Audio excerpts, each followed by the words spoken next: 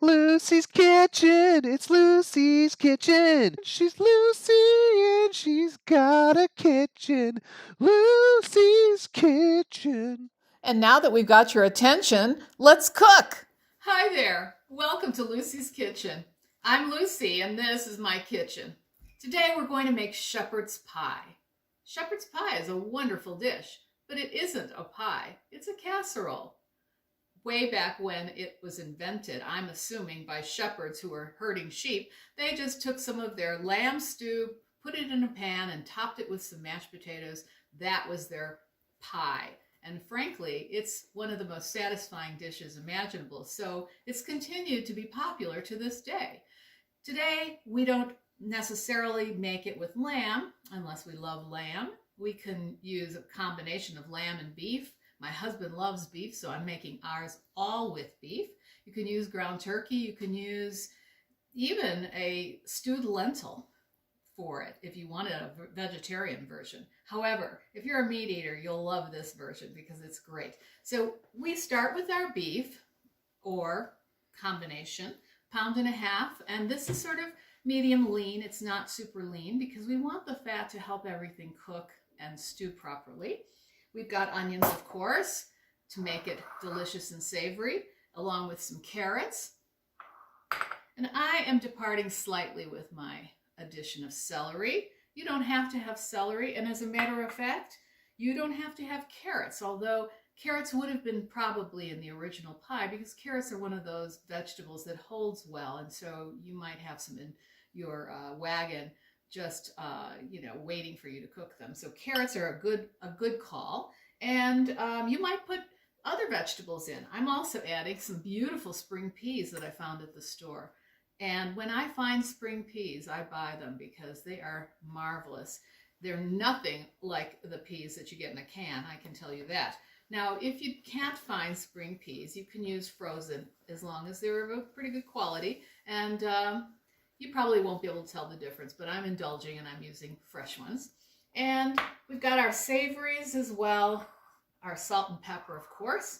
We've got some garlic, some Worcestershire sauce, little beef broth, and my favorite herbs, thyme and rosemary. We got about a teaspoon of each. And you know, these come on sprigs. The thyme, the rosemary. Here's a little sprig of thyme and a little sprig of rosemary. I'm going to save these and put them on top later. As I said, this pie does not have a pie crust. We're going to cook our pie in this beautiful cast iron frying pan. Now, this one's nice and deep, so it will function very, very well for this. This is basically a casserole. It'll function quite well. It'll hold enough of the ingredients to, be very attractive when it comes out of the oven. We're going to cook our ingredients in it, and then we're going to put the mashed potatoes on top, which I've already made. And I would just recommend use your favorite recipe for mashed potatoes. However, if you want to use mine, which have some aged white cheddar in them, the recipe will be on the website along with the recipe for the shepherd's pie. So you can use my recipe or use your own. A lot of people are very, very particular about their mashed potatoes. So once we cook everything, and then we put the mashed potatoes on top, we take this lovely dish and we put it right in the oven. Now, if you think about it, it makes total sense to use a dish like this. If you were a shepherd and you were out, with your sheep, you'd be out for weeks and you need some sturdy cookware, and you would probably have something like this and you'd cook all your meals in it. So this is the ideal pan to use for this dish. Now, we might as well get started, and we're going to do most of the cooking over by the stove, so I'll meet you over there. Well, here we go. So the first thing we're going to do is we're going to saute our vegetables in some butter. Here's the butter. And I have a lot of vegetables to saute, so we're just going to start with butter. I'm not going to do my usual olive oil because the meat's going to add fat as well, and then they're all going to cook together thoroughly. So for now, we're just going to go ahead and put a little butter in this pan to get it nice and greased so that nothing sticks when we put it in. And as soon as we're there, we'll start with our onions. So onions, there we go.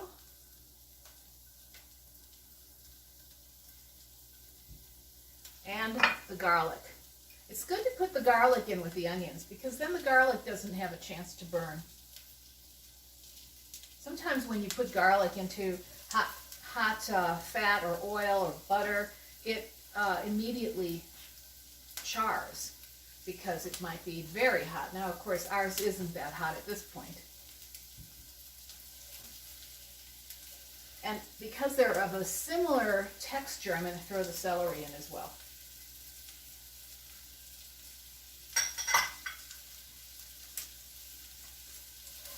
We'll go ahead and make sure that it's all covered with a little bit of the butter so that it can soften up. And as soon as you see a little softening, it's okay to add the carrots because we want them to cook and we want them to be tender.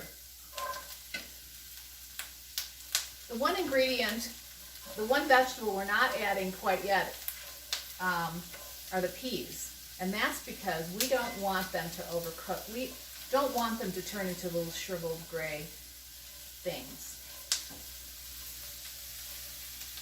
Okay, now we're going to add our beef.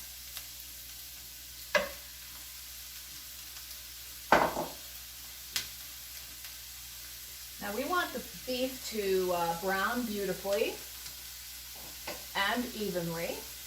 So I'm going to just take this and stab it in there and smush it. Make some noise.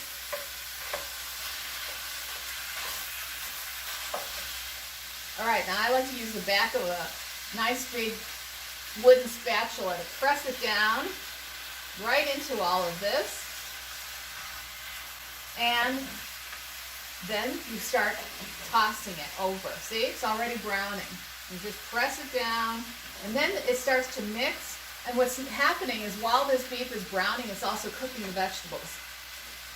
All right, it's browned really well. It's pretty even, and I would say it's nice and evenly broken up as well, which is good. So I think we can start adding some of our savory ingredients.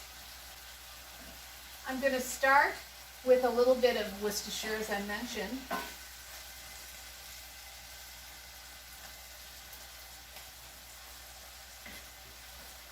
And make sure that kind of gets distributed before you go on. There we go. Oh, there's a nice lump. Push that down. This is perfectly browned. Okay, I'm going to take my salt and pepper now, sprinkle that on top, and my chopped herbs.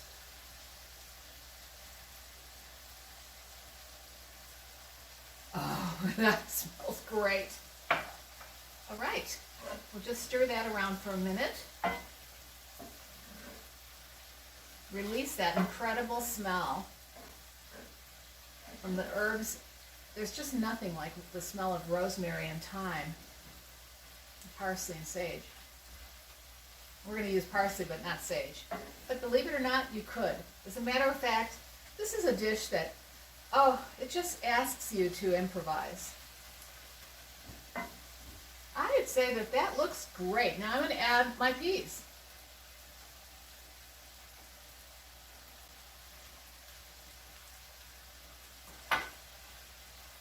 I'm going to gently toss them together.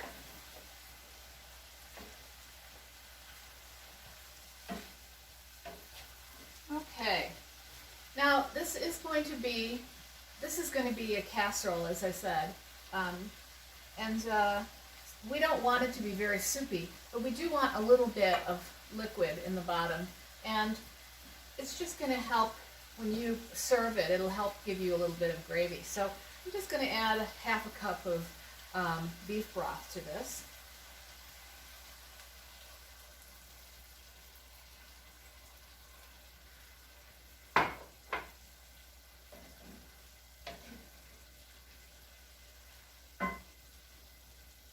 And now I'm going to just add this half cup of chopped parsley.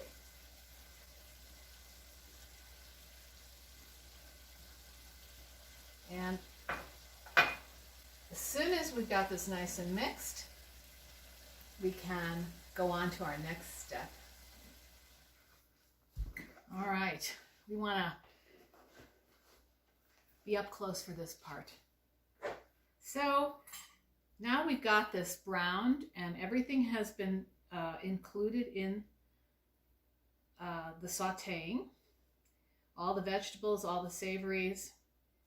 And before we go any further, I'm going to taste it and make sure it has enough salt, which I believe it probably will. All I really need to taste is the meat. Perfect. Always a good idea to taste. Very good. All right, so what I'm doing right now is I'm kind of smoothing out the top. And I'm going to push it down a little bit more in the middle, because the middle tends to kind of, pile up. So I've got my mashed potatoes. I mentioned I had a couple little sprigs. I'm going to put them on at the end. And so this is about the easiest thing you can do, is to just take a spoon and drop it in big dollops on top.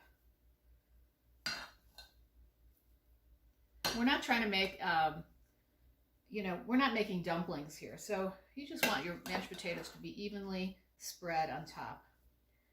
Now, I do think it looks pretty when you have it in dollops, but again, remember, this is shepherd's pie, and this is the crust.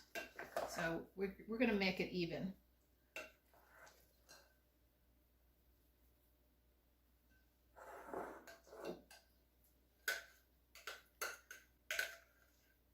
Now, when you saw those potatoes, you probably thought, there's no way I would use all of them, but as you can see, it's just the right amount.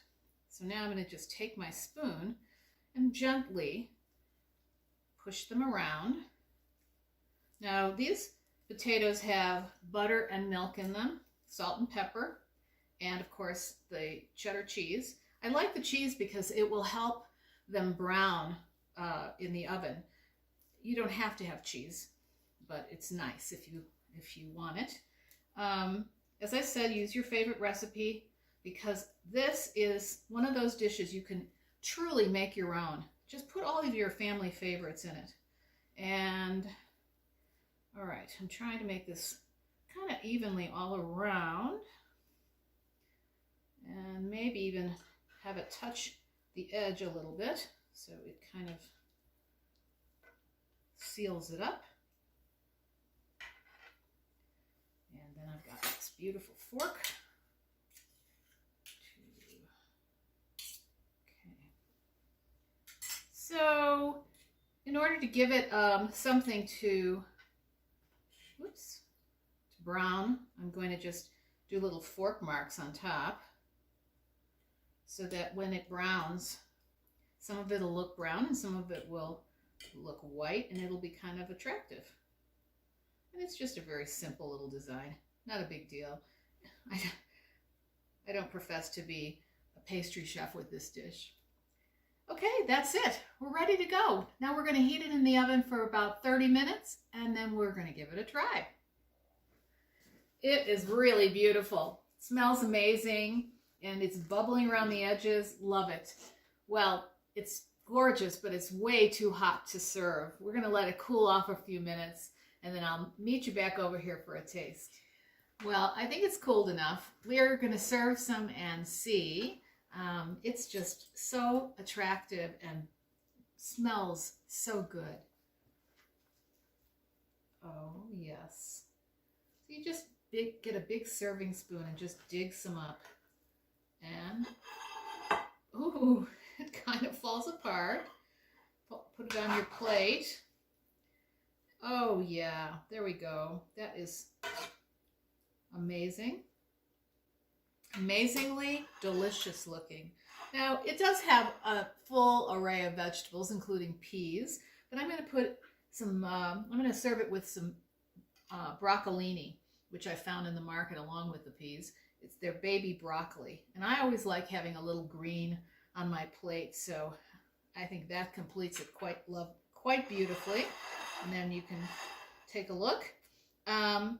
At your house, you might want a salad or whatever you want. Maybe nothing, because it really does have all the vegetables in it, and that's part of its charm and part of why it's a shepherd's pie. So let's give it a taste. It's steaming away here. Get a little of this mashed. Oh, it's a gorgeous thing. It's just probably the ultimate comfort food. Mmm. Mmm. Mmm. Mmm. Mmm. Mmm. That is fantastic. Oh my God. This is the kind of thing that you just wish your mom made for you every week. Well, I hope you'll give it a try. It's easy, it's delicious, it's nutritious. How can you go wrong? That's it for today. Thank you so much for joining us at Lucy's Kitchen. Don't forget to like and subscribe, and come back next week when we have more delicious recipes from my kitchen to yours.